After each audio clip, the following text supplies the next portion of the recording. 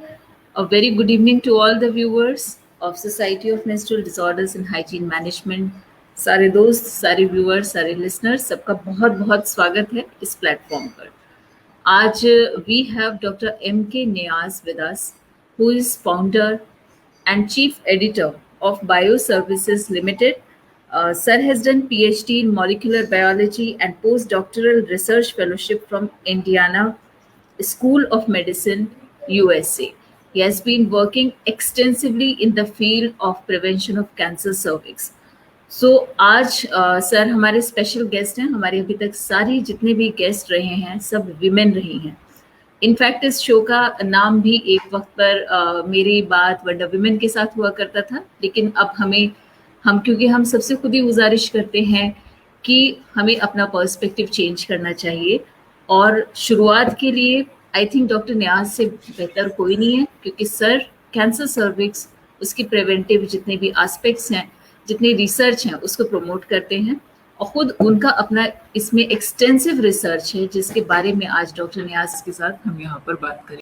एक सवाल आया है मेरे पास, क्योंकि आपका जो प्रोफाइल है वो हमने फ्लोट किया था, तो उन्होंने पूछा है कि पहले इंडिया, जैसा हम जानते हैं कि एक पुअर रिसोर्स सेटिंग कंट्री है, हमने पहले डाउन स्टेजिंग की, नेकेड आई एग्जामिनेशन किया, वायाविली से स्क्रीनिंग की कैंसर सर्विक्स पे, पेप्समेर तक पहुंचे, उसके बाद लिक्विड बेस साइटोलॉजी, और अभी वेस्टर्न वर्ल्ड प्रोफेस करता है कि हम HPV DNA टाइपिंग करें, मतलब उनका DNA देखें, जो कि एक बहुत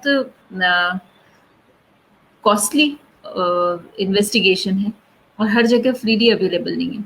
उनका डेटा और उनका एविडेंस ये कहता है कि ये बेस्ट स्ट्रेटजी है कि हम HPV DNA टेस्टिंग करें. तो हम इंडियंस क्या इसको अडॉप्ट कर सकते हैं ब्लाइंडली? हमें मालूम है हमारे पास रिसोर्सेज नहीं है.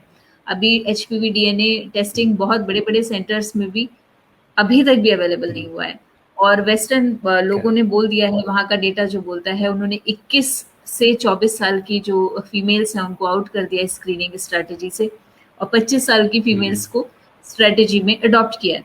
तो इंडियन सिनेरियो उसको कितना अलाउ करता है, कितना फिजिबल है, क्या हमें वापस अपने ही जो हम बेसिक्स कर रहे थे उन पे स्टिक करना चाहिए, या हमें भी कुछ एडवांसमेंट्स लाने चाहिए? Yeah, I mean, to be honest, I advocate a lot during my career after PhD, knowing the importance of HPV DNA testing in management of cancer cervix.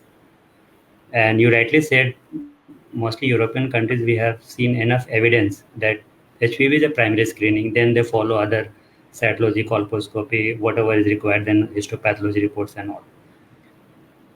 To be honest, if we adopt HPV as a primary screening, it will cost less as compared to the reverse order that we are adopting nowadays. And we have a lot of debate on that area. Number one, the first and basic fundamental point over here is, if you look at the gap, the interval, different screening modalities, and the when you are going to screen again, because it's not a one-time process. You screen today and you are done.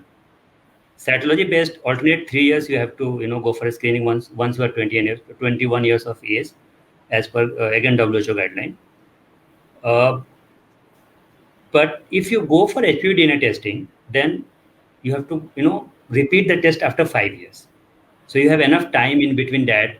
You don't have to bother and visit the clinic. Everybody concerned about the paying fee to consultation and collecting the sample at the clinic side. And you at least during pandemic, to be honest, everybody is recommending to go for HPV DNA. There is a reason behind that. Other reason is, in case of HPV DNA testing, you can collect sample by yourself. Self-sampling is possible, and you can send it to the laboratory. They will give you the report, and there is other advantage over here.